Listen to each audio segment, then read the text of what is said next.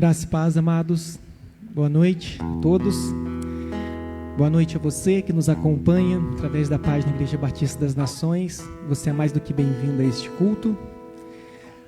Amados, vamos abrir nossas Bíblias lá no livro de Romanos, capítulo 6, do versículo 1 até o versículo 4. Livro de Romanos, capítulo 6, do versículo 1 até o 4. Você que se encontrar, se coloque de pé para a gente estar lendo junto.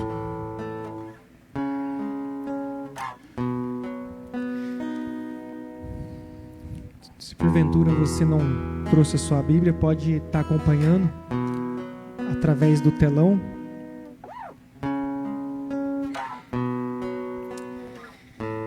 Esse é um texto de Paulo que ele vai dizer assim: que diremos então? Continuaremos no pecado para que a graça aumente ainda mais? De modo nenhum. Como viveremos ainda no pecado, nós que já morremos para ele? Ou será que vocês ignoram que todos nós que fomos batizados em Cristo Jesus, fomos batizados na sua morte? Fomos sepultados com ele na morte pelo batismo, para que, como Cristo foi ressuscitado dentre os mortos pela glória do Pai, assim também nós andemos em novidade de vida. É interessante quando a gente lê o capítulo inteiro do livro de Romanos. Quando você começa a ler o capítulo 6, a gente vai percebendo que Paulo, ele vai fazendo ali uma explanação sobre a nossa antiga vida, a nossa vida de escravidão, com a nossa nova vida em Cristo. E ele vai dizer algo muito interessante, que em outro tempo nós éramos escravos do pecado, né? E todo escravo, ele estava sob a obrigação de servir o Senhor até a morte. Ele tinha que servir aquele Senhor até a morte. E uma vez que esse escravo fosse morto, o seu dono não tinha mais primazia sobre ele, ele não tinha mais domínio sobre ele. E é isto que Cristo ele fez por nós, amados. Na sua morte nós fomos sepultados com ele. Ele nos resgatou da escravidão, da morte. O pecado agora não tem mais primazia sobre as nossas vidas. Lutero ele vai dizer que o pecado ele é um hóspede indesejável. Ele chega até nós, mas ele não tem mais o domínio sobre as nossas vidas. Ele não domina mais as nossas vidas. Porque agora, na ressurreição de Cristo, nós ressuscitamos com ele para vivermos em novidade de vida. E viver em novidade de vida, amados, é declarar todos os dias que nós nos reunimos aqui: já não mais vivo eu, mas Cristo vive em mim. Feche seus olhos. Senhor, como é bom saber que não mais vivo eu, não mais vivo nós, mas Cristo vive em nós, ó Pai. O Senhor vive em nós, o pecado já não tem mais primazia sobre as nossas vidas, porque nós fomos resgatados pelo Senhor, ó Pai, através do seu sacrifício naquela cruz, através da sua morte, ó Pai. E agora nós temos essa liberdade de te adorarmos nessa noite, declararmos louvores ao grande Rei, aquele que é digno de toda honra, todo louvor, toda adoração, ó Pai. Que nessa noite o Senhor venha ministrar aos nossos corações, ministrar, Senhor, aos corações de cada pessoa que estará assistindo essa live, ó Pai. Que a palavra que o Senhor preparou de antemão para a tua igreja, ó Pai, que possa entrar, Senhor Deus Pai, nos lares que estarão, Senhor, assistindo essa live e nos corações de cada um de nós que estamos aqui, ó Pai. Tenha liberdade nessa noite para falar conosco e manifestar do teu Santo Espírito, ó Pai. Revela-te a nós, ó Pai, aquilo que o Senhor preparou para a tua igreja. Usa, Senhor Deus Pai, o seu filho que estará pregando. Usa, Senhor Deus Pai, cada um de nós que estamos aqui para entoar louvores a Ti, Senhor, louvores do quais o Senhor é digno de receber, ó Pai, em nome do Senhor Jesus. Nós entregamos diante de Ti as nossas vidas e o culto desta noite. Seja bem-vindo neste lugar, ó Espírito Santo, e revela-te ao teu povo, em nome de Jesus. Aleluia. Glórias a Ti, Senhor. Amém.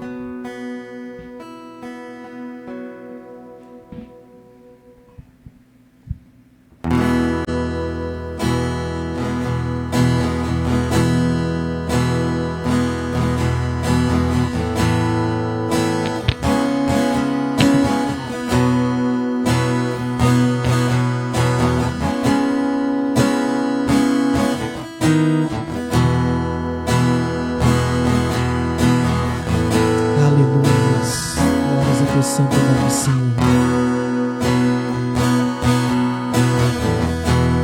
No início eras a palavra, com Deus Altíssimo,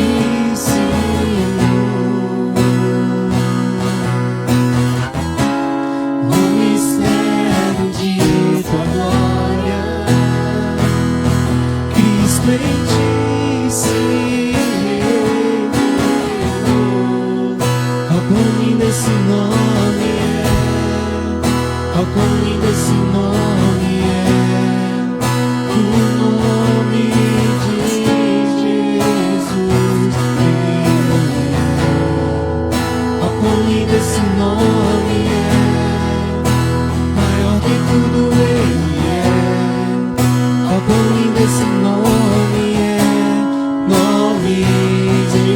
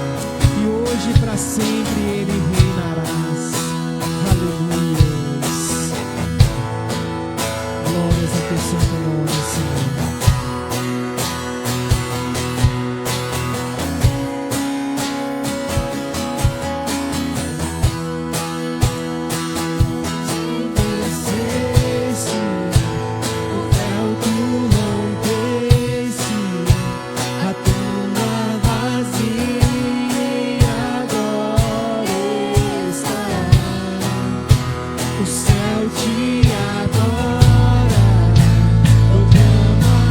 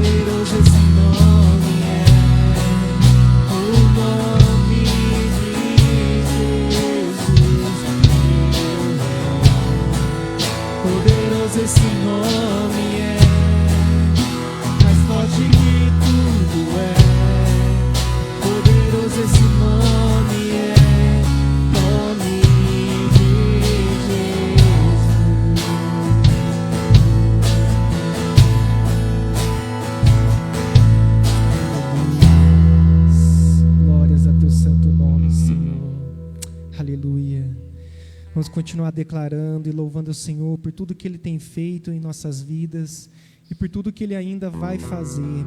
Aleluia. Nós te adoramos, Senhor. E nós rendemos a Ti toda a honra, toda a glória, todo o louvor e toda a adoração nessa noite. Continua recebendo os nossos louvores, ó Pai, as nossas orações nessa noite. E continua ministrando aos corações da Tua igreja, de cada um de nós que ainda estarão adentrando, ó Pai, nesta casa. Aleluia. Glórias a Teu santo nome.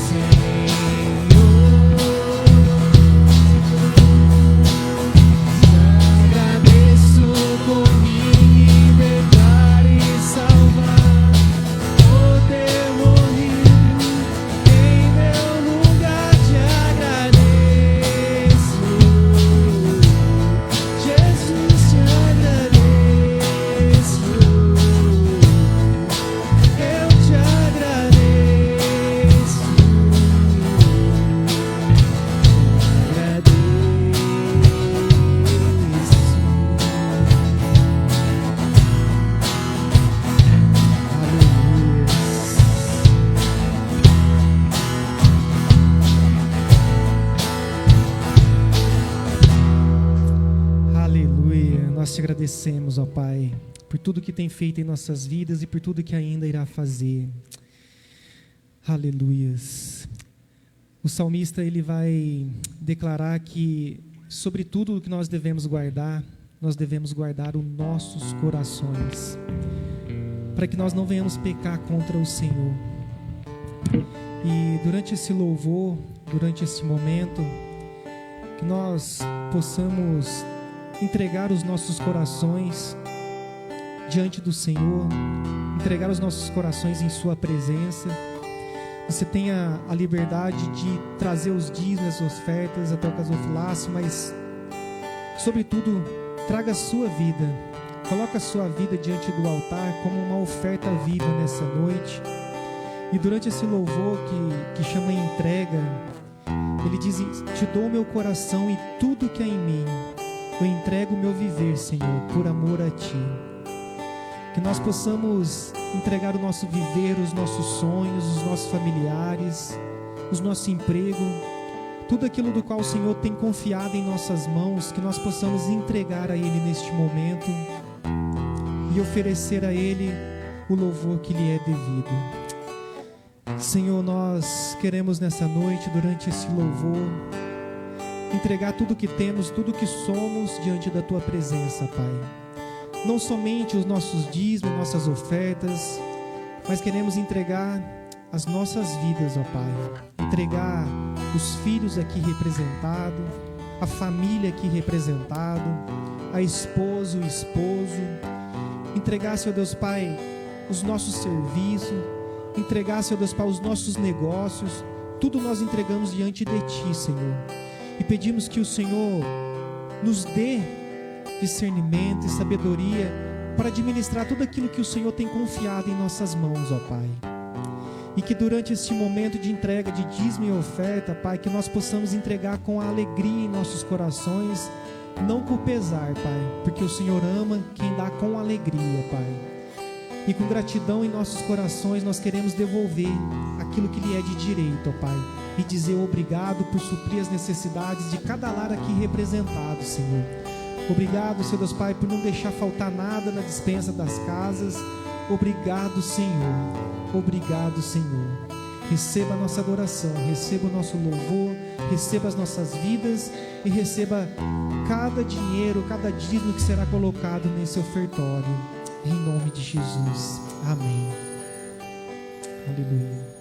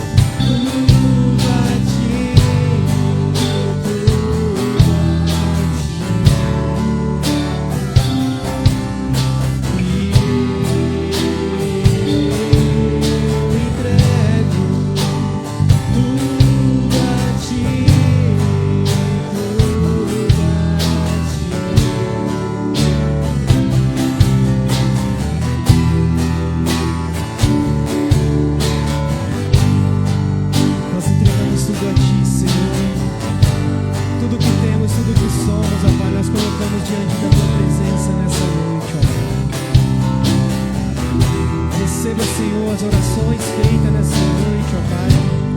De cada um dos seus filhos aqui, Pai. De cada pessoa que também estará assistindo essa live. E colocando diante de Ti, Senhor. Aleluia. Glórias a Teu santo nome. Continue adorando o Senhor, louvando a Ele por tudo que Ele é. Nós te adoramos, Senhor. Nós te louvamos e entregamos, ó Pai, diante de Ti o louvor que lhe é devido, Senhor. Aleluia. Obrigado, Senhor. Obrigado, Deus, pelo Teu sacrifício, ó Pai. Pela vida, Senhor Deus, Pai, do Teu Filho que se entregou ali naquela cruz por amor a cada um de nós que estamos aqui nessa noite, ó Pai. Mesmo não sendo merecedor desse imenso amor, ó Pai, o Senhor se entregou por cada um de nós. Nós somos gratos a Ti, Senhor, pelo Teu sangue derramado, ó Pai, pelo peso do pecado que o Senhor levou sobre si. Aleluia.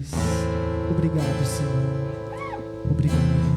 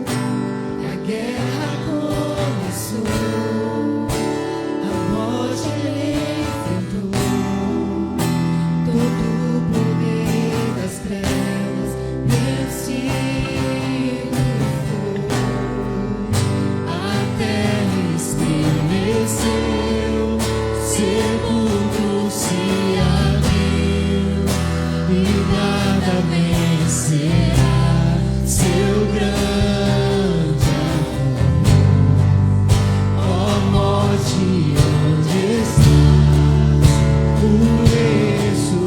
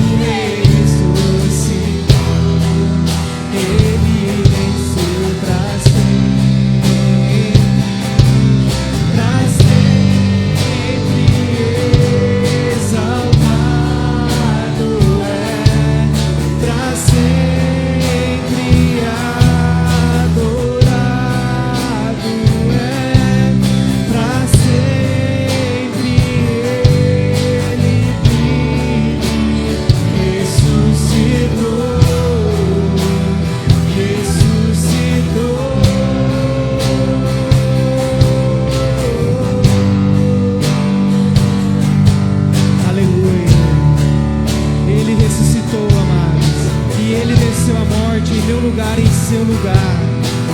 O Cordeiro venceu e por isso nós vamos declarar, cantamos aleluia. O Cordeiro venceu a morte.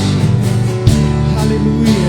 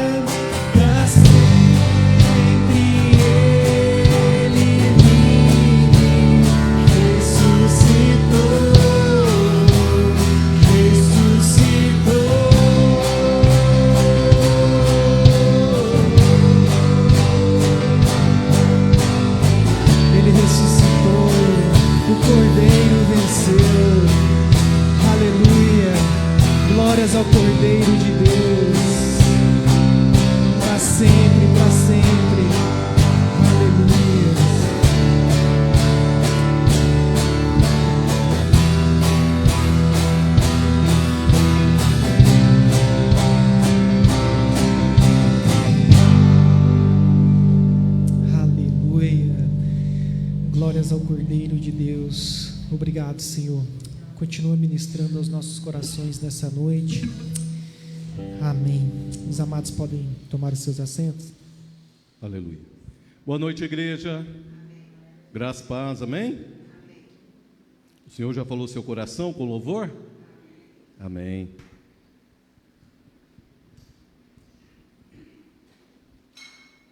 Hoje é um dia especial. A gente está começando o último mês do ano, né? 1º de dezembro. Agora começa aqueles projetos, né? Para o ano que vem, o que nós vamos fazer, o que nós não vamos fazer.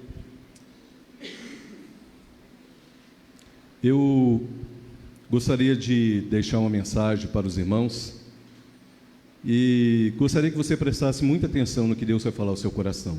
Amém?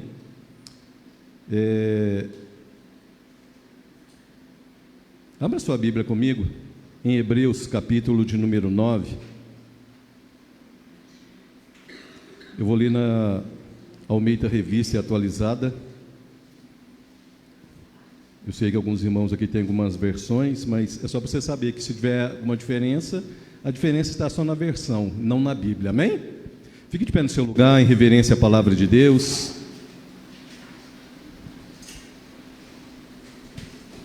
Hebreus capítulo de número 9, a partir do versículo de número 27. Diz assim a palavra do Senhor: E assim como aos homens está ordenado morrer uma só vez, vindo depois o juízo, assim também em Cristo, tendo se oferecido uma vez para sempre, para tirar os pecados de muitos, aparecerá a segunda vez, sem pecado, os que o aguardam para a salvação. Eu vou ler de novo, amém? Hebreus capítulo 9, a partir do versículo 27, aliás, 2 versículos, 27 e 28. E assim como ao homem está ordenado morrerem uma só vez, vindo depois disso o juízo, assim também Cristo, tendo se oferecido uma vez para sempre, para tirar os pecados de muitos, aparecerá a segunda vez, sem pecado, aos que aguardam para a salvação. Pai, nós estamos diante da Tua palavra. Te peço, Senhor, que o Senhor venha falar aos nossos corações nessa noite. Que não seja eu, Pai, mas o Teu Espírito Santo a ministrar. Que a Tua palavra encontre aqui, Senhor, mente e corações abertos, Senhor, para receber uma boa semente. Eu te peço, Senhor, que pelo Teu poder e por Tua presença em nosso meio na pessoa do Espírito Santo, tudo aquilo, Senhor, que tentar tirar a nossa atenção, tentar tirar, Senhor, a palavra que vai ser ministrada, seja tirada do nosso meio, seja tirada da nossa mente e do nosso coração, para que a Tua palavra encontre, Senhor, a mente e o coração como uma boa terra, Pai, arada e preparada para receber uma boa semente. Pai, todo embaraço do inimigo, toda a preocupação mental que possa estar aqui, Pai, em nosso meio, na mente dos corações e nos corações dos irmãos, bem como daqueles que estão assistindo essa live ou assistirão no futuro, seja tirado, Pai, e a Tua palavra possa levar cativa a mente de todos à obediência a Cristo, como o próprio Paulo nos ensina. Pai, que o Senhor ministre, Pai, segundo a Tua vontade. Senhor, que não seja o meu conhecimento, mas o Teu Espírito Santo a ministrar, e não a nós, Senhor, não a nós. Ao Teu nome dai glória, é o que nós pedimos. Amém e amém. Podeis assentar, amém? Eu queria começar, meu amado, fazendo uma pergunta, e gostaria que você fosse sincero para responder. Sincero para você mesmo. Não precisa levantar a mão, não precisa manifestar. Seja sincero apenas para você. Quem aqui tem medo de morrer? Não precisa levantar a mão, não. Eu fiz assim. Não. Quem aqui tem medo de morrer? Agora eu quero te fazer uma segunda pergunta. Por que você tem medo de morrer? Se você no seu íntimo falou assim, eu tenho medo de morrer. Veja bem, eu não estou perguntando quem deseja morrer. É uma coisa diferente, amém? Eu não estou perguntando se você quer morrer. Eu estou perguntando se você tem medo de morrer. Porque essa é uma questão essencial na nossa vida, meu amado. E se você não sabe responder isso, e se diz cristão, e não sabe responder isso, é hora de você começar a pensar como você trata a morte. Você tem medo de morrer por quê? Você tem medo de morrer porque não sabe o que é a morte? Ou você não sabe como vai ser a sua morte? Ou você tem medo de morrer porque você não sabe o que vai acontecer depois da morte? Porque são duas coisas diferentes. Como é que eu vou morrer? Eu não sei, eu posso ter um infarto aqui agora e morrer. Eu posso, depois do culto, sair daqui, pegar meu carro e bater o carro e morrer. Eu não sei como vou morrer.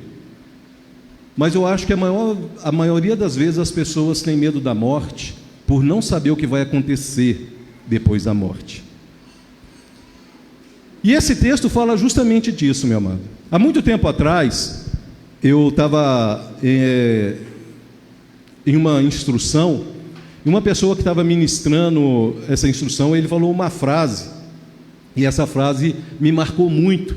E por causa dela, uma segunda frase me marcou muito. Eu quero falar essas duas frases para você entender. A primeira diz o seguinte: essa pessoa falou assim: ninguém escolhe onde e como nasce, mas podemos escolher onde e como viver. Quem aqui escolheu nascer na cidade que você escolheu aí? Eu, particularmente, se eu pudesse escolher, eu escolheria outra cidade, porque a minha cidade é uma rocinha até hoje. Né? Tem gente que fala assim, não, eu gostaria de nascer numa rocinha mesmo. O outro falava assim, não, o outro pode estar pensando, não, eu gostaria de ter nascido numa cidade maior.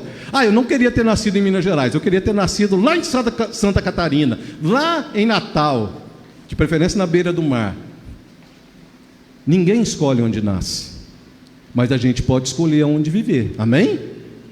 Eu, por exemplo, nasci lá no Campo das Verdentes, numa cidade pequenininha que chama Nazareno, não sei se você ouviu falar isso, e fui depois viver, por causa dos meus pais, em São João del Rei. Então, quando pergunta para mim assim, de onde você é? Eu falo que sou de São João del Rei, porque eu saí pequenininho, eu não escolhi nem nascer em Nazareno, nem depois escolhi ir para São João del Rei.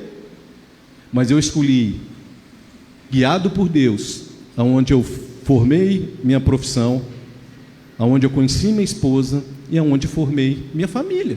Aí foi uma escolha pessoal minha, amém? Então ninguém escolhe aonde nasce, mas todos nós podemos escolher aonde vamos viver. Essa é uma das certezas que nós temos.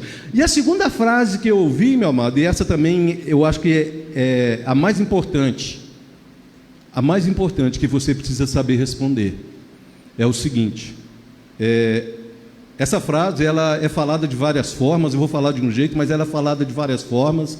Você vai encontrar ela sendo atribuída a um filósofo, o outro falando sobre ela, mas eu vou falar de um jeito que eu já ouvi essa frase muitas vezes, principalmente em enterro.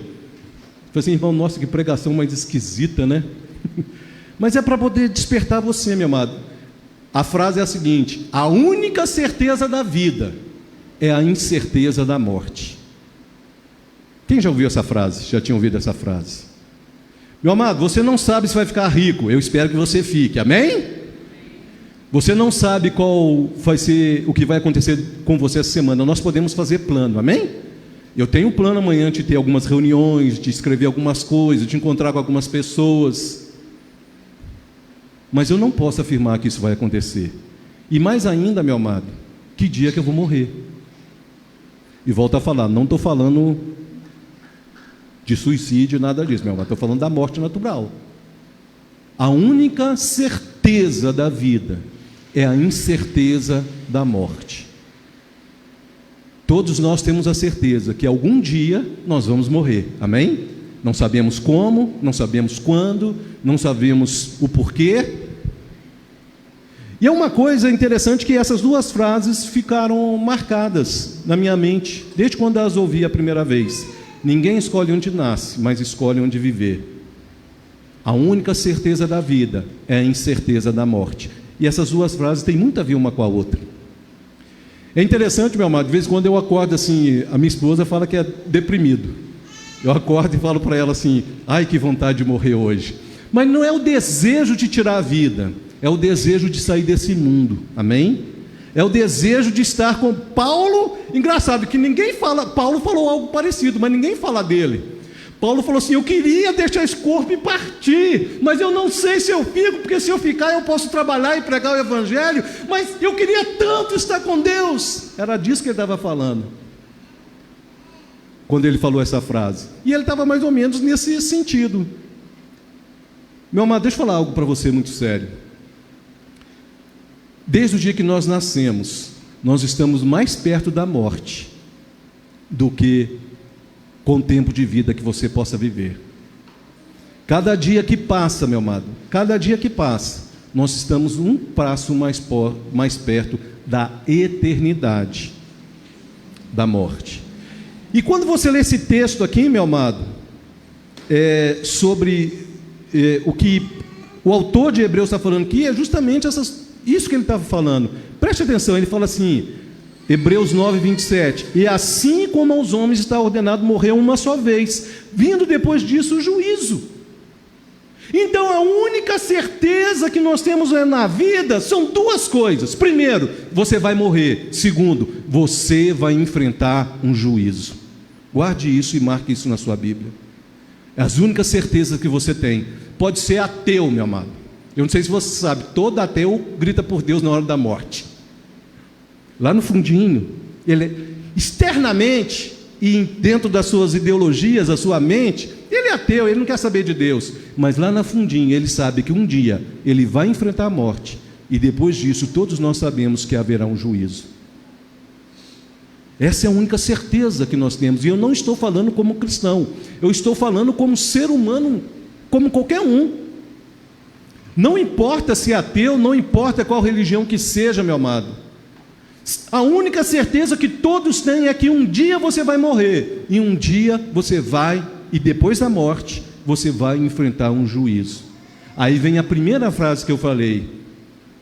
A Bíblia, o que eu falei foi assim: ninguém escolhe onde nasce, amém? Mas nós podemos escolher onde viver. Aí eu quero fazer uma transliteração para o texto. Ninguém escolhe como morrer, mas nós podemos escolher aonde passaremos a eternidade. E a escolha é feita agora, não é depois. Depois que partimos, meu amado, não adianta, como dizem por aí aquele ditado popular, não adianta nem choro nem vela, porque já está decidido. Morreu, só resta o juízo. E há uma grande diferença para aqueles que morrem em Cristo, daqueles que não morrem em Cristo. Aí sim há uma grande diferença. E o texto está falando justamente isso. E assim como aos homens está ordenado morrerem uma só vez, vindo depois disso o juízo. Meu amado, em todo o tempo que você viver, eu não sei quantos anos que você tem. Eu já passei dos 50. Cometi erros, cometi acertos, fiz pessoas chorar, fiz pessoas felizes. Isso é o viver. Isso é o viver nosso. Mas a Bíblia nos chama, meu amado, a uma responsabilidade com a eternidade.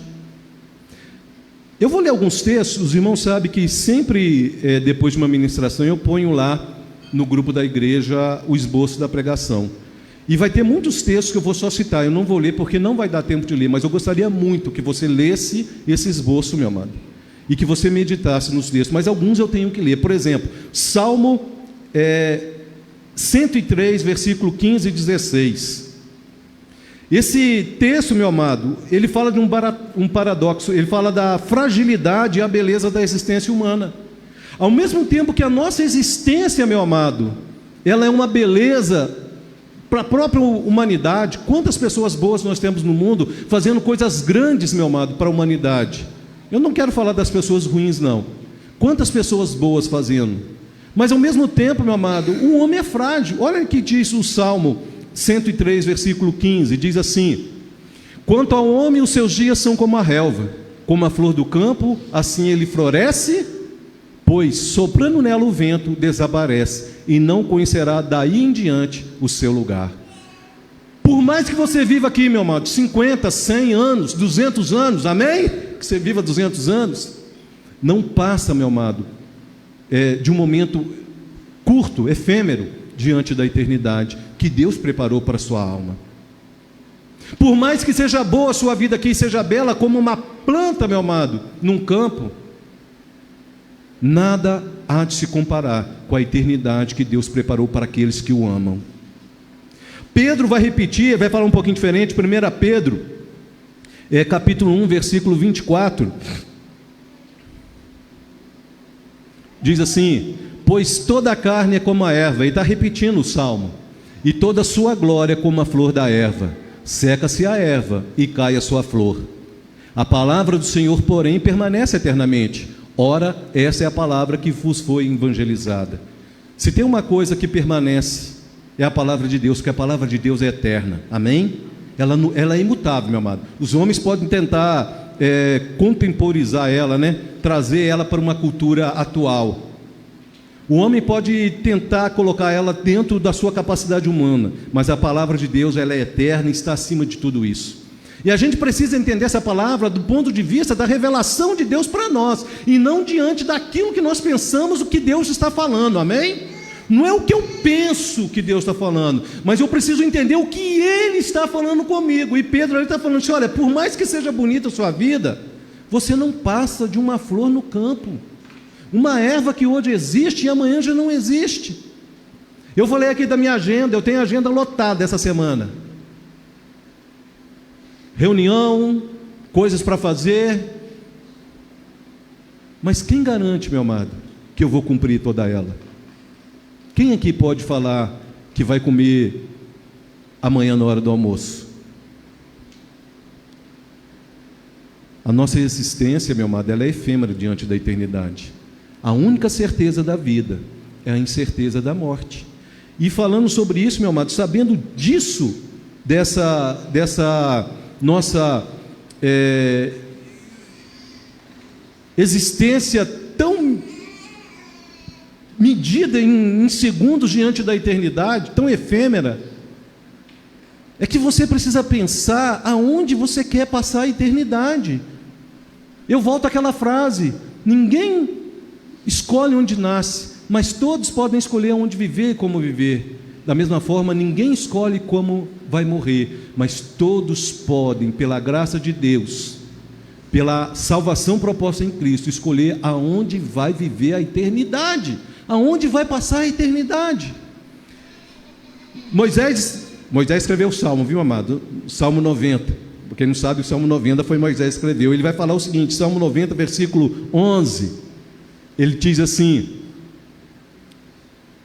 quem conhece o poder da tua ira e a tua cólera segundo o temor que te é devido? Ele está falando de Deus. Mas olha só o que ele diz no versículo 12: ensina-nos a contar os nossos dias, para que alcancemos um coração sábio. E ele está falando ali, meu amado, que a gente precisa buscar uma sabedoria para saber como viver, sabendo que no versículo 11 existe um Deus que tem uma ira para derramar sobre a humanidade, e Ele só está nos dando tempo para podermos escolher aonde vamos passar a eternidade.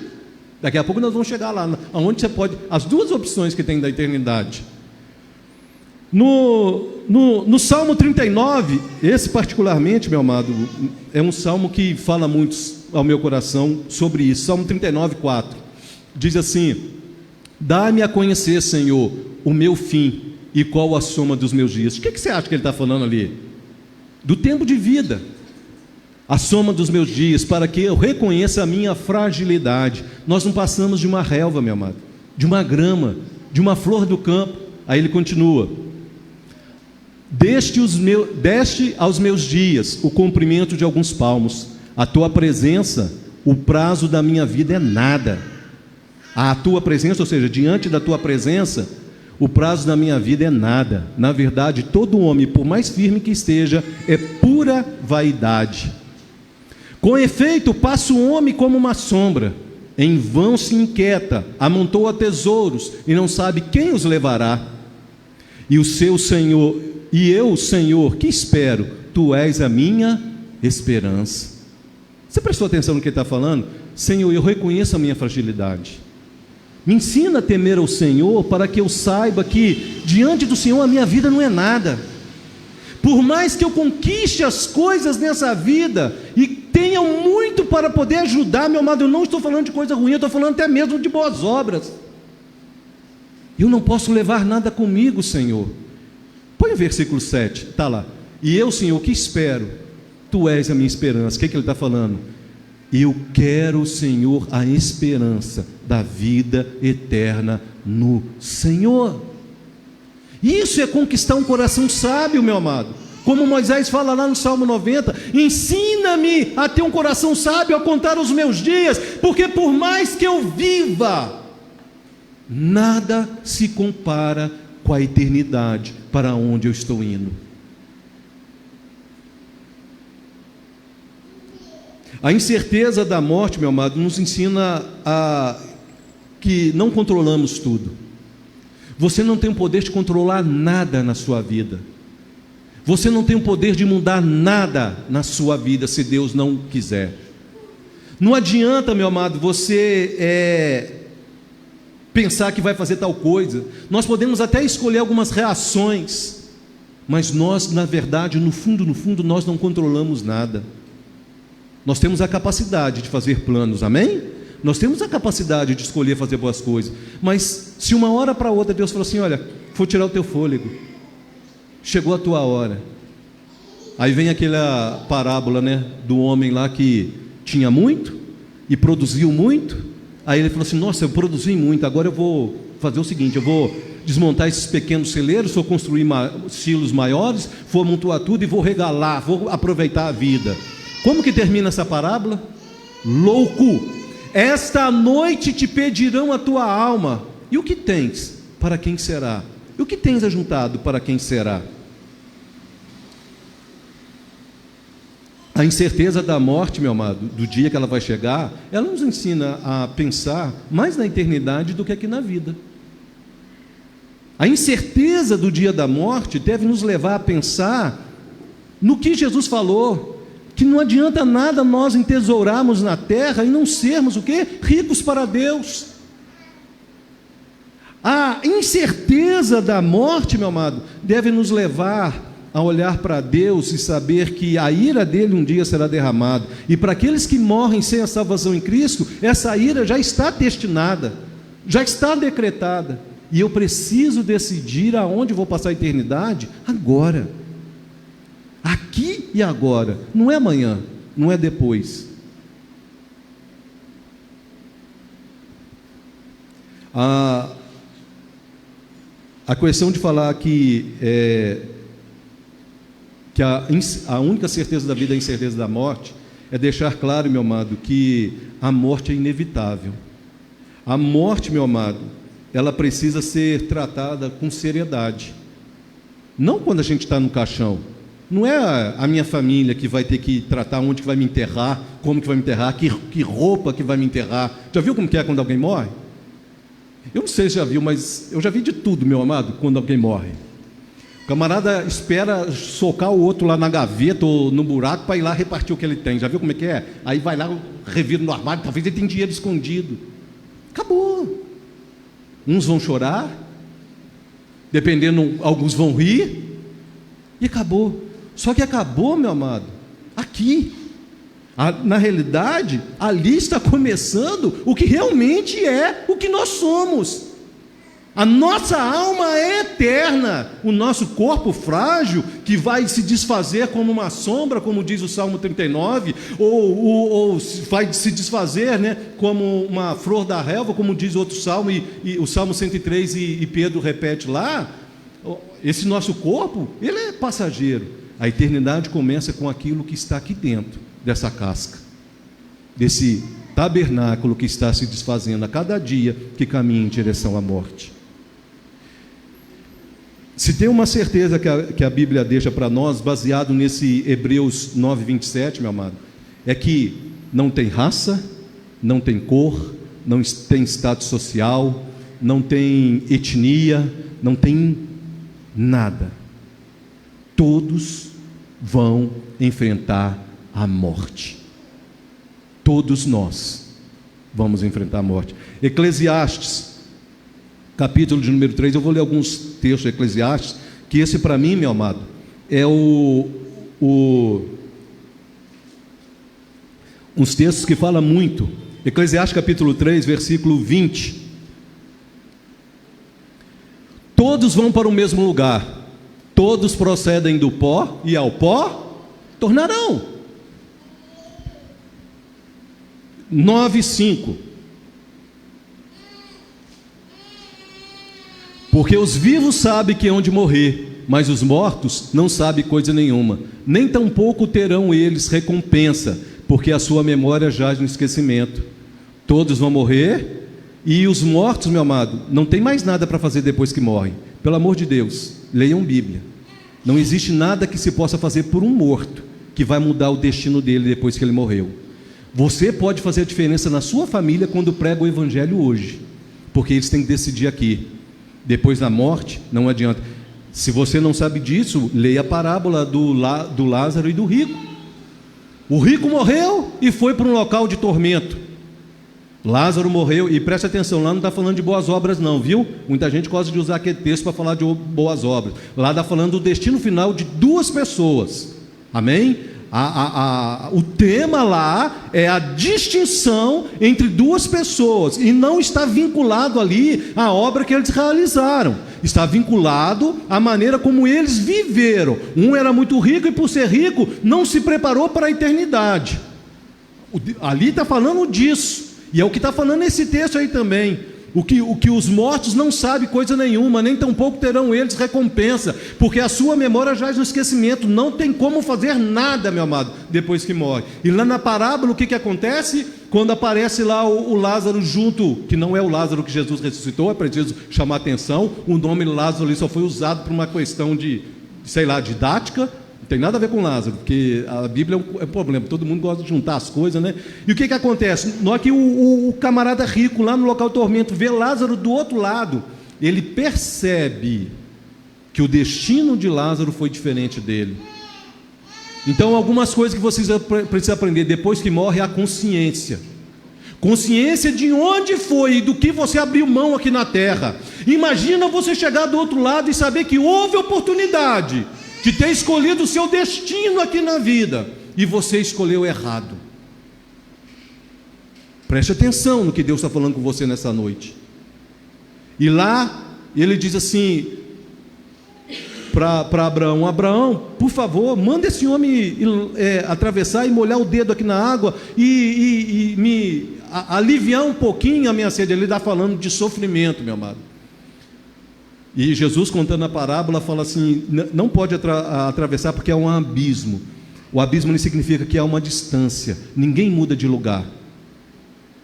Morreu, meu amado, seu destino está selado, a passagem está comprada, garimpada, passaporte garantido. Depois nós vamos falar do destino. E o que acontece? Aí ele fala assim: não tem como ele atravessar, não tem como ele passar. Aí ele fala assim: então, pai Abraão, peça para que ele volte e fale para os meus irmãos do que está acontecendo aqui. A resposta de Abraão ali na parábola é muito importante. Ele diz assim: eles têm os profetas e a lei, porque ainda não havia o Novo Testamento. Hoje seria assim, eles têm a Bíblia. Aí ele fala assim: eles têm os profetas e a lei, que eles busquem ali a resposta. É o que Deus está falando. Se você quer a resposta para onde você vai, meu amado, está aqui na Bíblia.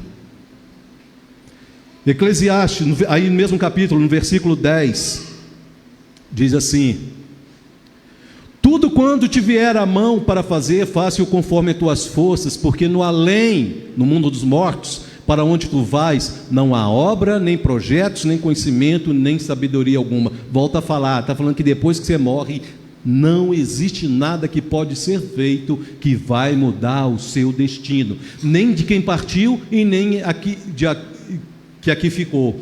Nada que eu faça aqui pode mudar o destino do meu pai que já faleceu. Nada. Nada.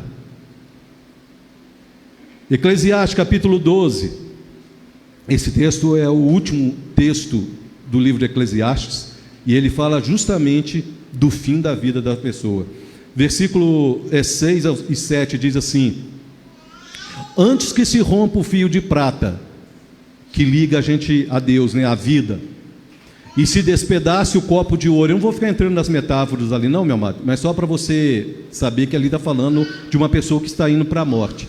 E se quebre o cântaro junto à fonte, e se desfaça a roda junto ao poço, e o pó volte à terra como era, e o espírito volte a Deus que o deu. Preste atenção que o espírito volte a Deus ali, meu amado, é para o juízo. É para estar diante de Deus para o juízo.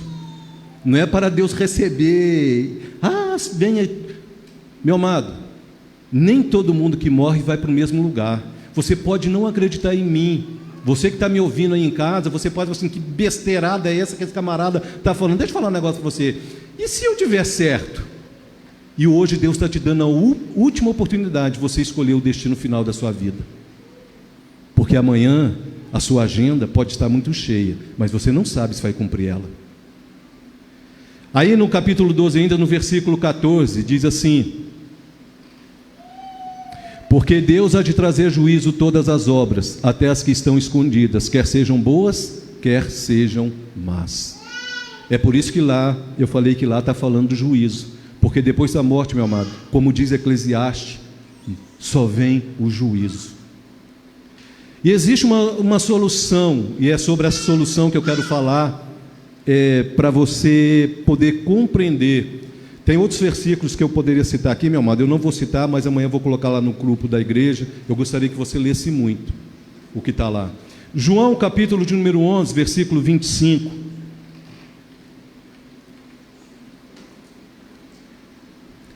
Diz assim: disse-lhe Jesus: eu sou a ressurreição e a vida. Quem crê em mim, ainda que morra, viverá. E todo que vive e crer em mim, não morrerá eternamente. Crê isto? Você crê nisto? Essa pergunta aqui, Jesus está falando para as irmãs de Lázaro. Lázaro havia morrido, Jesus estava indo lá para o túmulo para poder ressuscitá-lo. Jesus sabia o que ia ser feito, e ele diz assim: disse-lhe Jesus: eu sou a ressurreição e a vida. Meu amado, só existe um caminho para não irmos para a perdição eterna, e esse caminho se chama Cristo, não tem outro. E ele fala assim: eu sou a ressurreição e a vida, quem crê em mim, ainda que morra, viverá. Esse ainda que morra, ele está falando da morte natural, da morte física. E ele está falando assim, olha, mesmo que você passe por essa morte física, consequência do pecado, da desobediência de Adão e Eva lá no Éden, que provocou na raça humana essa morte que todos nós temos que passar, ainda que você passe por ela como consequência de um pecado que você, muitos falam, eu não cometi o pecado de Adão, mas que você herdou. Depois você pode conversar com a gente que eu te explico o que é herdar isso. Mas aqui ele está falando assim, ainda que você passe por essa morte, você viverá. E ele fala assim ainda, e se você vive e crê em mim, não morrerá. Aí você fala assim, mas peraí, então quer dizer que vai ter gente que vai viver para sempre? Não, ele está fazendo aqui um paradoxo. Ele está fazendo aqui uma comparação. Ele está falando assim, olha, os que morrem e creem em mim, na realidade não morrerão, viverão. E os que creem em mim e ainda vivem, não morrerão. Mas ele não está falando da morte natural, agora ele fala da morte, da segunda morte. Aí eu quero falar para você, meu amado, que todos nós vamos passar pela primeira morte, a morte física, a não ser que sejamos arrebatados. Se você quer ser arrebatado como eu, meu amado, você não vai passar pela morte. Mas eu não quero falar sobre arrebatamento, eu quero falar sobre a morte, amém? Todos nós vamos passar pela morte, se Jesus não voltar e nós estivermos preparados. Mas aí Jesus fala assim, olha, no versículo 26, o que vive e crê em mim não morrerá. Aqui ele já está falando da segunda morte, não é mais da morte física. Por quê, meu amado? Aí é que está a diferença que você pode escolher hoje. Todos nós não sabemos que dia que a morte virá e como nos passaremos pela morte, mas nós podemos escolher se passaremos pela segunda morte ou não. E é justamente isso que Jesus está falando aqui. E o que vem a ser essa segunda morte? A segunda morte, meu amado, é o banimento da presença de Deus por toda a eternidade. É o lançamento das almas no lago de fogo e enxofre por toda a eternidade, um local de sofrimento. Isso é a segunda morte.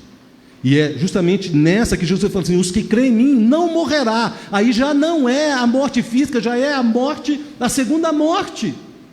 Então, meu amado, quando eu pergunto para você assim, se você tem medo da morte, de morrer, você tem que saber que é inevitável a primeira morte. Todos nós passaremos por ela, mas a segunda é uma questão de escolha sua, se você vai passar por ela ou não.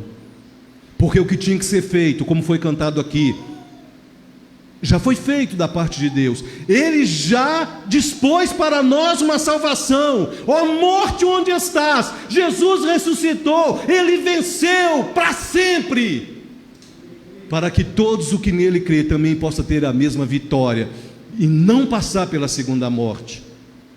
Preste atenção, ele não está falando da primeira morte física. Aí fala, não, Jesus ressuscitou da morte física, porque ele tinha que mostrar o poder dele, mas a vitória dele foi além do túmulo, meu amado, nos deu a oportunidade de vivermos a eternidade com Deus, enquanto os outros vão passar pela segunda morte. E onde está a base dessa segunda morte? Apocalipse, capítulo de número 2. A segunda morte que aparece especialmente no livro de Apocalipse, meu amado, possui um significado espiritual profundo, o qual precisamos dar atenção. É um dos assuntos mais importantes, que você não vai ouvir as igrejas pregando muito mais, a questão da segunda morte. Apocalipse capítulo 2, versículo 11. Quem tem ouvidos, ouça o que o Espírito diz às igrejas. O vencedor de modo nenhum sofrerá dano da segunda morte. Isso aqui está falando da perseverança dos santos. Está falando que aqueles que ouvirem o que Deus está falando, o que Deus está advertindo, não passarão pela segunda morte. Capítulo 20, versículo 6, diz assim, Apocalipse 26. Bem-aventurado e santo é aquele que tem parte na primeira ressurreição. Sobre esses a segunda morte não tem autoridade, pelo contrário, serão sacerdotes de Deus e de Cristo, e reinarão com ele por 1000 anos. No mesmo capítulo, no versículo de número 14, diz assim: então a morte e o inferno foram lançados para dentro do lago de fogo. Esta é a segunda morte, o lago de fogo. Preste atenção nesse versículo. A morte e o inferno. A morte é a região dos mortos, viu, meu amado? A morte é a região é onde estão almas. E o inferno é o inferno mesmo, Satanás com a turma dele ali. Esse é o destino, meu amado, de quem não crê em Deus, de quem não aceita a salvação em Jesus Cristo. E qual é? Ser lançado no lago de fogo. Esta é a segunda morte. E é sobre isso que eu estou falando, meu amado, nessa noite. É inevitável a primeira morte, mas você pode escolher aonde vai passar a eternidade agora, hoje, aqui. Porque depois, meu amado, não haverá mais como você resolver isso. Apocalipse capítulo 21, versículo 8. Diz assim: quanto porém aos covardes, aos incrédulos, aos abomináveis, aos assassinos, aos impuros, aos feiticeiros, aos idólatras e a todos os mentirosos, a parte que lhes cabe será no lago que arde com fogo e enxofre, a saber, a segunda morte. Ali tem uma relação de quem vai parar lá. Ali, meu amado, ali não é só aquelas pessoas, não. Ali está fazendo uma lista do que as pessoas praticam. Entenda aquilo ali, se você for estudar, você vai ver que assim, a lista é abrangente, vamos falar assim. Mas ali está falando assim, ó, aos covardes. Meu amado, tem uma coisa que me chama a atenção na Bíblia, no capítulo 12 você vai encontrar, fala assim que muitas pessoas das autoridades da época de Cristo creram nele, mas não reconheciam como Senhor e não quiseram andar com Ele, porque preferiram o status que eles tinham, ou seja, se acovardaram. Os covardes ali não é no sentido só de você não aceitar, é de você também não externar que você teme a Deus. Aí vai falar assim,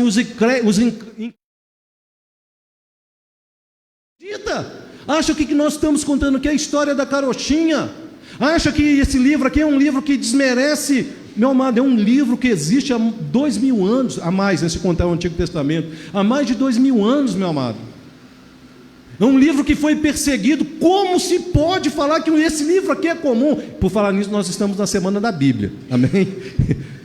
Como se pode falar que esse livro é um livro comum? Resistiu a tantos impérios, tanta perseguição, e o que está contido nele aqui permanece, meu amado, mesmo nos dias de hoje. Não precisa ser mudado, não precisa ser adaptado, precisa ser compreendido dentro daquilo que Deus revela, que existe uma eternidade onde as almas irão, e o destino delas estão selados a partir de Cristo. Os que creem irão para a eternidade e viverá a eternidade com Deus. Os que não crerem, os incrédulos, irão para o lago de fogo, a eternidade. A primeira morte, meu amado, é uma morte física e comum, todos nós vamos passar por ela. A segunda só passa de acordo com o que você escolher. É você que escolhe. Existe, meu amado, eu quero falar, eu não vou falar daquela lista, mas eu vou falar de 3 coisas, que nessas 3 coisas vai englobar toda aquela lista e um pouquinho mais, que são as coisas que, se praticarmos, meu amado, nós iremos parar no lago de fogo e enxofre, ou no lago de fogo, que é a segunda morte. Coisas que nos levam a essa morte. Essa morte, meu amado, é a privação eterna da presença divina, é um estado de isolamento e sofrimento. Preste atenção nisso. Existe uma teologia, não vou ficar entrando em mérito de teologia, meu amado, mas existe uma teologia muito mentirosa que fala sobre a aniquilação. Preste atenção que isso é totalmente contrário à Bíblia, porque em todos os textos que você lê sobre o lago de fogo e Jesus falando, fala que há uma consciência e que a pessoa sabe por que ela está ali naquele estado. E a gente precisa compreender, meu amado, porque seria muito fácil, né? Eu não aceito Deus, eu não aceito a salvação em Cristo Jesus, eu não aceito os princípios da palavra de Deus, vivo do jeito que eu quero, aí eu morro, passo um tempinho sofrendo no lugar e depois eu sou aniquilado, a alma sumiu. Aí eu volto a falar da parábola do Lázaro. Ali Jesus fala que existe uma grande diferença nos 2 destinos. Uma, a pessoa está consciente e sabe por que está ali. Aliás, os 2 sabem por que estão ali. Jesus, e essa parábola saiu da boca de Jesus. E eu vou ler alguns textos agora, meu amado, e gostaria que você prestasse atenção para você entender o que está sendo falado. como eu falei, tem outros textos, mas eu vou ler alguns só. Marcos, capítulo 9, versículo 43. E se a tua mão te faz tropeçar, corta, pois é melhor entrares maneta, sem a mão, né, na vida eterna, do que tendo as duas mãos, ires para o inferno e para o fogo inextinguível, onde não se morre o verme, nem o fogo se apaga. E se teu pé te faz tropeçar, corta-o. É melhor entrares na vida aleijado, do que tendo os dois pés seres lançado no inferno, onde não lhes morre o verme, nem o fogo se apaga. E se um dos teus olhos te faz tropeçar, arranca-o. É melhor entrares no reino de Deus com um só dos teus olhos, do que tendo os dois e seres lançados no inferno, onde não lhes morre o verme, nem o fogo se apaga. Quem está falando isso é Jesus, meu amado. E ele está falando o seguinte, que não existe aniquilação, como alguns pregam. Existe uma eternidade, isolado, distante de Deus, em sofrimento eterno. Essa é a realidade que a Bíblia ensina.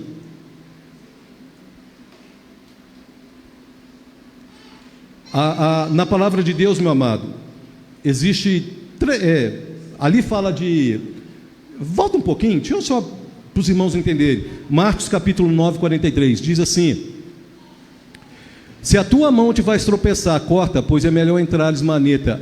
A mão, meu amado, na Bíblia significa ação. Se o que você faz, não é a mão, é a ação, se o que você faz você tropeçar ali significa escandalizar, abandonar a fé, ou provocar que outra pessoa perca a fé. Então, se a sua ação faz você abandonar a fé, ou provoca que a outra pessoa perca a fé, é melhor você perder a mão, né? Ou seja, deixe de fazer. No versículo seguinte, o 45, diz assim, se o teu pé faz tropeçar, a mão é a ação, os pés é o caminho que você escolhe. Os pés significam qual o caminho que você tem escolhido para a sua vida. Se esse caminho está te fazendo você entrar por caminhos que não agradam a Deus, é melhor que você corte o pé. Seguinte, se os teus olhos te faz concupiscência dos olhos, se o que você deseja, você quer realizar, se o que você quer fazer, então você está vendo que está falando de ação, escolhas e desejo. Amém? Os irmãos entenderam? Ação, escolhas, os caminhos, os pés e desejo. Se essas coisas, meu amado, faz você abandonar o caminho de Deus, preste atenção no que você está fazendo. Meu amado, deixa eu falar algo para você aqui. Nós não somos, meu amado, perfeitos. Nós, mesmo que aceitamos Jesus, nós vamos às vezes errar. Mas a Bíblia fala que o arrependimento nos livra do inferno. Se confessarmos os nossos pecados, o sangue dele nos purifica, e não há mais condenação. Mas para aqueles que praticam conscientemente, meu amado, e querem essas coisas, não existe outro destino. 2 Pedro, capítulo de número 3,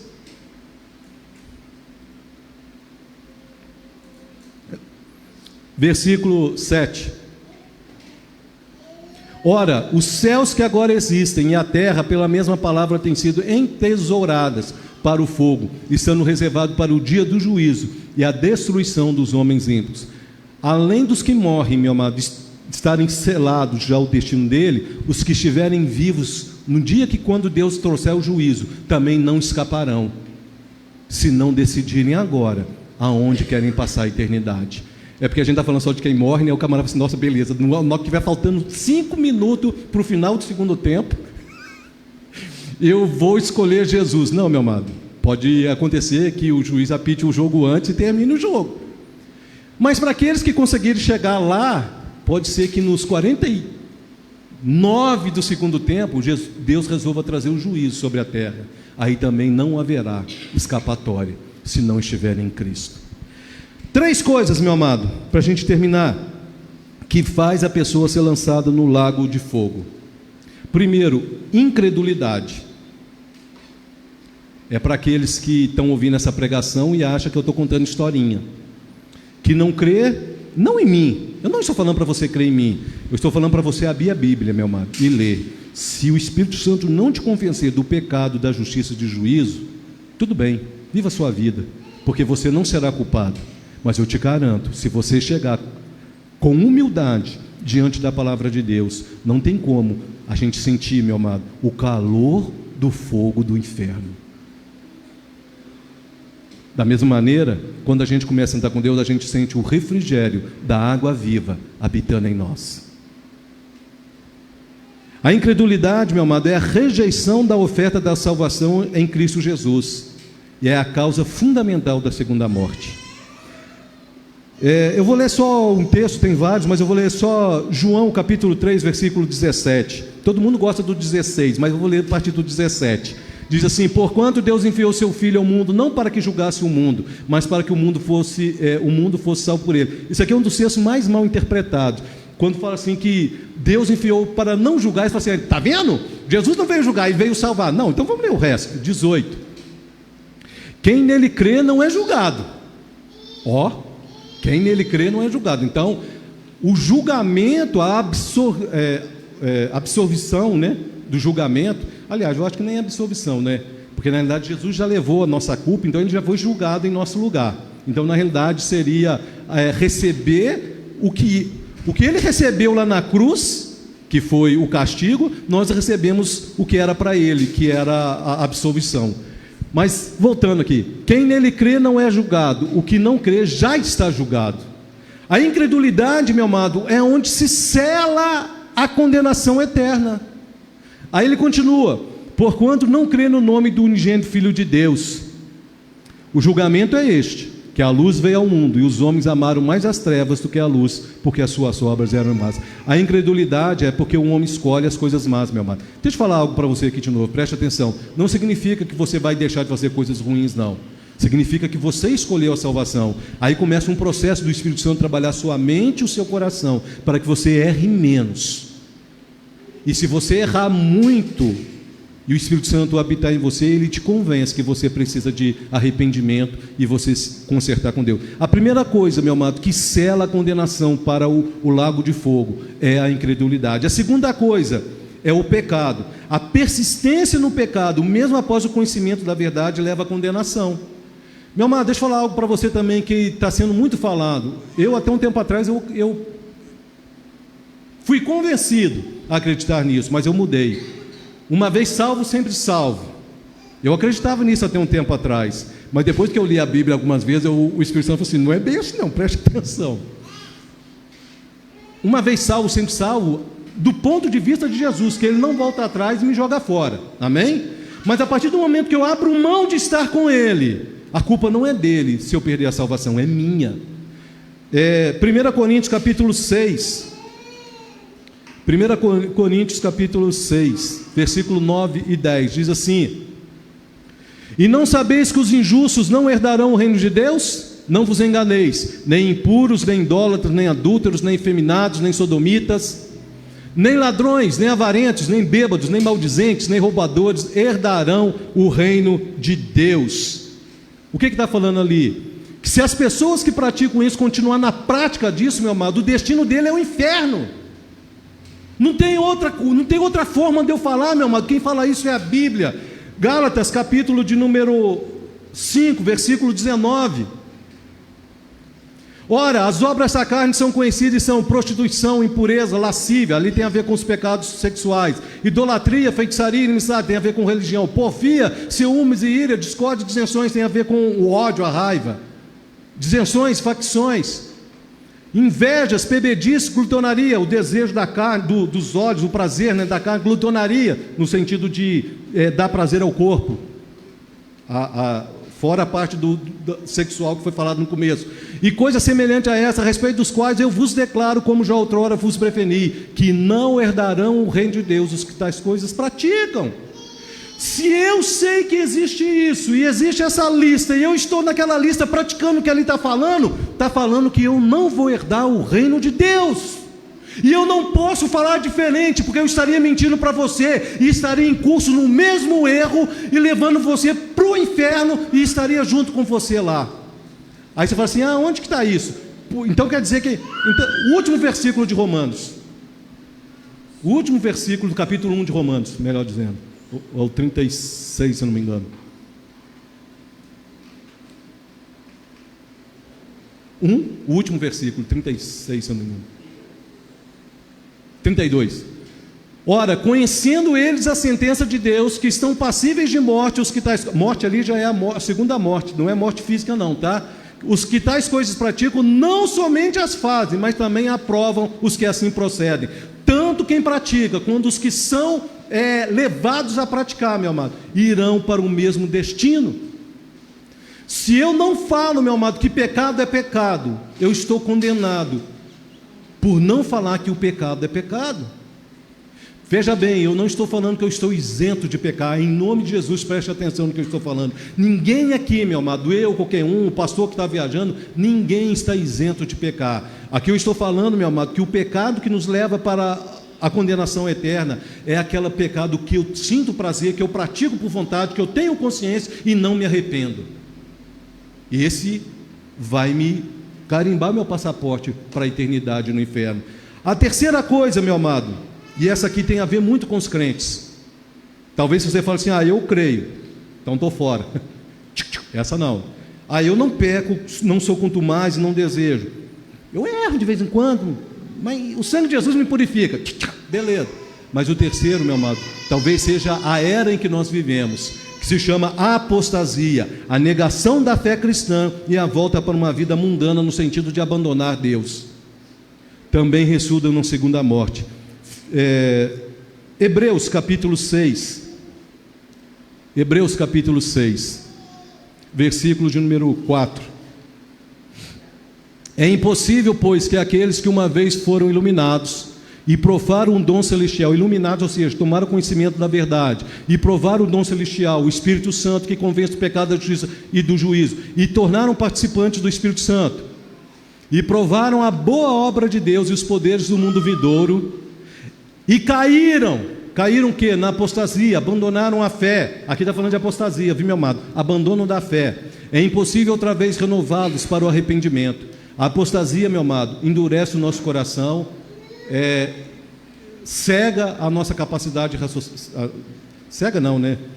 Tira a nossa capacidade de raciocinar e ela nos impede de se arrepender. Mas preste atenção, renová-los para o arrependimento. Até mesmo se estiver no finalzinho a pessoa se arrepender, ainda há salvação. Mas a apostasia é tão séria, meu amado, que ela vai endurecendo o coração e a pessoa não tem mais um sentimento de arrependimento. Por isso que não tem mais salvação, visto que de novo estão crucificando para si mesmo o Filho de Deus, expondo a ignomínia.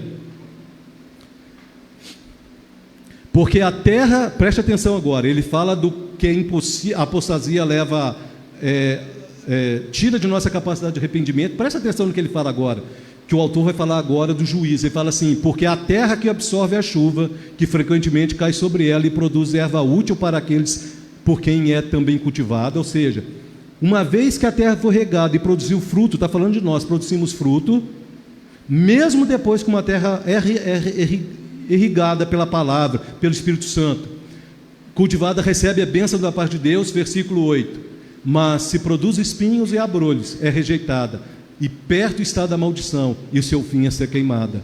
Ou seja, se ela não produz os frutos de arrependimento, de justiça, que leva, meu amado, para a eternidade com Deus, ela vai receber a outra parte, que é ser queimada para a maldição. Para terminar essa parte, não, eu vou ficar só nesse versículo aí, amanhã os irmãos lêem o resto. A segunda morte, meu amado, é um conceito do juízo final. Não tem como, meu amado, pregar a Bíblia e tirar dela a questão da segunda morte. Olha quantas passagens que a gente ia ter que rabiscar. Eu não sei se você já viu, mas nos filmes de vez em quando aparece assim, documento sigiloso. Não sei se alguém já viu. Documento sigiloso, se você pegar documentos da época, né, que eles falam aí que foi da ditadura militar, aí tem alguns documentos em algumas repartições que está assim, era documento sigiloso da época. Aí você encontra assim, uma parte que eles pintavam de preto, para a pessoa não tomar conhecimento. Não tem como fazer isso na Bíblia. Você pode fazer, meu amado, mas a palavra de Deus é verdadeira. Não, isso aqui está falando de segunda morte. Deixa eu apagar isso aqui não me interessa não, vamos ficar só para a parte boa, a parte que eu vou para o céu, a parte que vai dar tudo certo. Só que é uma mentira, meu amado. Se você acha, meu amado, que isso é brincadeira, eu vou terminar com um versículo e gostaria que você prestasse atenção. Esse versículo foi Jesus falando. Lucas capítulo 12.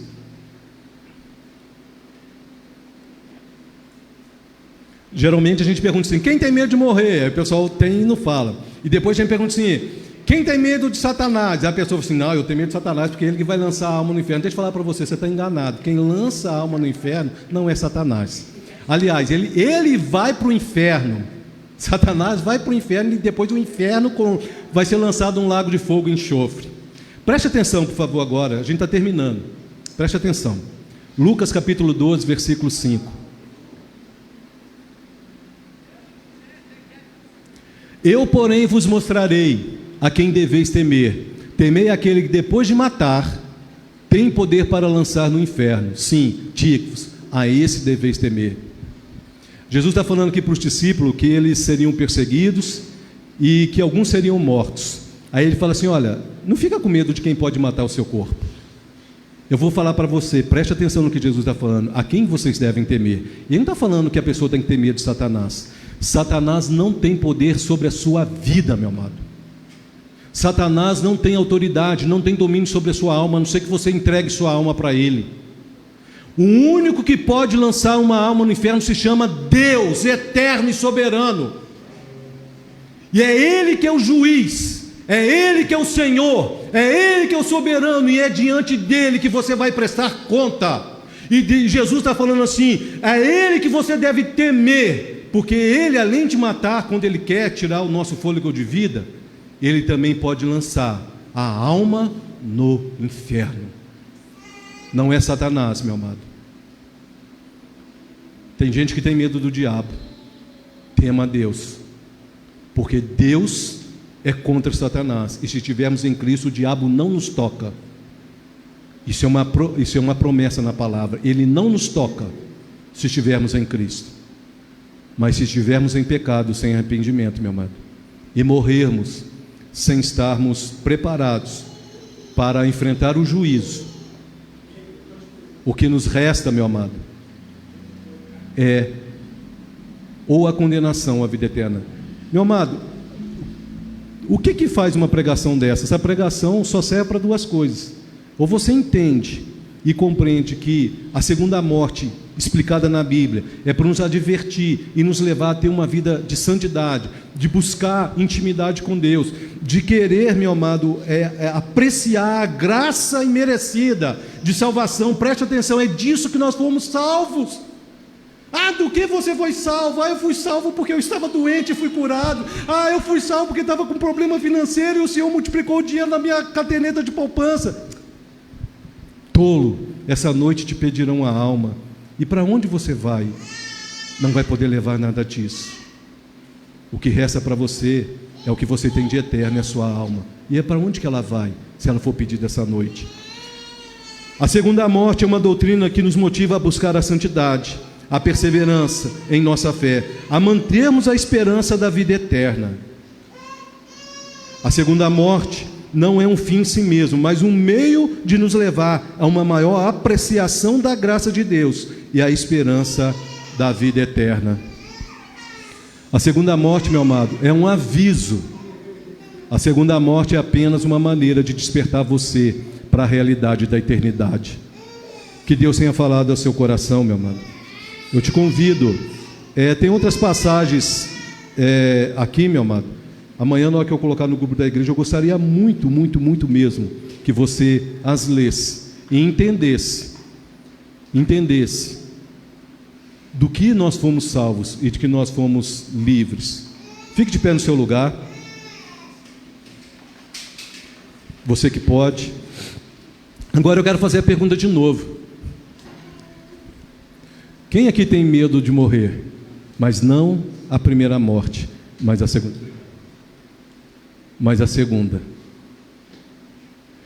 Quando você ouviu falar assim: eu estou com uma vontade de morrer, saiba que é para ir para a eternidade. A segurança, meu amado, da salvação tem que ser uma firmeza na sua mente, no seu coração. A esperança da vida eterna com Cristo tem que ser uma certeza. E se você não a tem, meu amado, eu sugiro que a busque. Pai, foi ministrada a Tua palavra. O Senhor sabe como o meu coração, Senhor, transborda ao falar sobre a eternidade. Como isso gera temor em mim, Pai, no sentido que gere também temor nas pessoas. Que nós não venhamos a brincar de ser cristão, Pai. Que nós não venhamos, Senhor, a passar por essa terra sendo, Senhor, uma religião social, mas que seja uma religião verdadeira em Cristo Jesus, que anuncia a salvação no único que pode dar a salvação, que é Cristo Jesus. A parte que o Senhor tinha para fazer, o Senhor já cumpriu. Todo o castigo que era nosso, o Senhor já levou em Cristo Jesus. Agora cabe a nós, Senhor, escolhermos aonde queremos passar a eternidade. Nós não escolhemos onde nascemos, mas nós podemos escolher aonde iremos viver ou viveremos até morrer. Da mesma forma, Pai, nós podemos hoje escolher aonde passaremos a eternidade. Desperta a tua igreja, Senhor. Desperta aqueles que estão ouvindo essa pregação pela live a escolher hoje a salvação em Cristo Jesus, e aonde passarão a eternidade, e tenham a certeza dessa esperança da vida eterna em Cristo Jesus.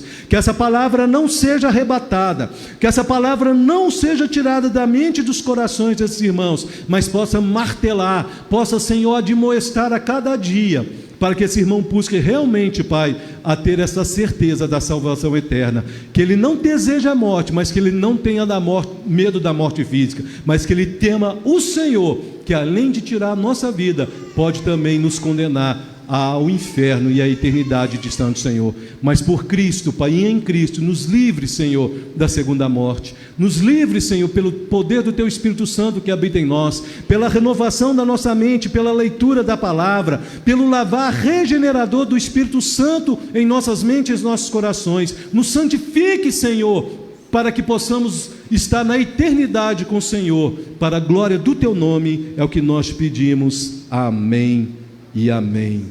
Amém. Irmãos, hoje, domingo que vem, né? Tem cantina? É domingo que vem? Duas coisas importantes, eu vou terminar orando, mas duas coisas importantes. Essa semana nós temos o mês da Bíblia. Dezembro é considerado o mês da Bíblia. Todos os dias, a partir de hoje, até domingo, vai ter lá na página da igreja uma ministração, um texto pequenininho sobre a Bíblia e o papel dela na nossa vida. Eu aconselho que você leia. Domingo que vem, meu amado, é um culto especial. Nós comemoramos o dia da Bíblia no segundo domingo. Não é data fixa, é móvel, é igual o dia do pai, dia da mãe. Então é o segundo domingo de dezembro, em todo o mundo, bem dizer, é comemorado o dia da Bíblia. Domingo que vem será um culto especial do dia da Bíblia. No sábado, no dia 7, é isso mesmo, né? Sábado. Dia 7 é o dia da nossa ceia, a ceia do Senhor. Convido você para estar conosco e logo depois também, né, fazer aquele momento de confraternização. Sábado, então, nós temos a ceia do Senhor. Domingo que vem é um culto especial da Bíblia. Leia os textos, venha, vamos celebrar a palavra de Deus que nos leva à eternidade. Amém? Então, domingo que vem terá cantina. Hoje é aniversário do nosso irmão Sidney. Eu estarei orando por ele, orando pela igreja, já estamos terminando. Amém? Senhor, nós te louvamos por este culto, por essa noite. Queremos apresentar a Ti, Senhor, a vida do Sidney, Senhor, que está fazendo mais um dia, Senhor, comemorando mais um dia de vida. Obrigado por ele, pela família dele, que tem servido essa igreja, Senhor, tem estado conosco, aonde ele estiver agora, Pai, que o Senhor o alcance com uma bênção especial, que seja derramado sobre a vida dele, Senhor, bênçãos infinitas do Senhor. Olhe para o coração dele, um pedido que ele tem, presenteie-o de uma forma especial, mas mais do que isso, que ele ande como anda, Pai, constante diante do Senhor, buscando o Teu Espírito Santo e cheio da Tua presença. Abençoa o Sidney, Senhor, a família dele, para a glória do Teu nome. Apresento a Ti, Senhor, a igreja que aqui está, cada família que está aqui representada. Senhor, aqueles que não puderam vir, o pastor Tércio e a Solange que estão em viagem, que o Senhor possa tratar, Senhor, daquele problema que ele teve, o pastor Tércio, sarando ele por completo. Olha, Senhor, para os ministérios dessa igreja, cada um no seu papel, que tem feito esse corpo chamado Igreja Batista das Nações funcionar, Pai, em harmonia e unidade para a glória do Teu nome. Abençoa, Senhor, todos nós, aos filhos, aos pais, confia dos corações dos pais aos filhos, dos filhos aos pais, nos façam ser unidos, Senhor, em Cristo Jesus, Senhor, com um amor verdadeiro, Pai, a Tua palavra diz que o amor é o elo verdadeiro que nos une, então que possamos realmente nos amar, Senhor, e em unidade de servir. Abençoa, Senhor, a cidade de Bela Vista, as autoridades que aqui, Senhor, administram. Olha, Senhor, para aqueles, Senhor, que exercem autoridade, dê a eles sabedoria, temor, para governar com justiça e equidade.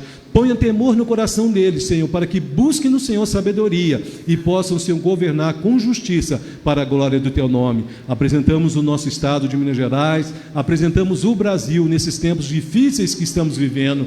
Tenha misericórdia do Teu povo, levante homens tementes a Ti, Senhor, para fazer, Senhor, um governo justo, Senhor, um governo, Senhor, que priorize, Senhor, o bem-estar da nação e não apenas, Senhor, um poder pelo poder. Tire do poder aqueles que só querem, Pai, por ganância o poder, a posição, e levante homens, Senhor, que sirvam a Ti, que temam a Ti, que busquem sabedoria no Senhor para nos governar. Abençoa o Teu povo em toda a terra, em especial, Senhor, aqueles que são perseguidos, Senhor, por causa da fé. Olha, Senhor, para os missionários, Senhor, as organizações missionárias que têm te servido, Senhor, nos 4 cantos desse mundo, levando a salvação em Cristo Jesus. Nós te pedimos, abençoa o Teu povo para a glória do Teu nome. Amém e amém. Que o amor de Deus, a graça bendita de Cristo Jesus, a unidade, a consolação do Espírito Santo seja sobre a nossa vida hoje, até que Ele venha. E toda a igreja diga amém. Cumprimente seu irmão, uma semana abençoada e vamos na paz do Senhor. Amém?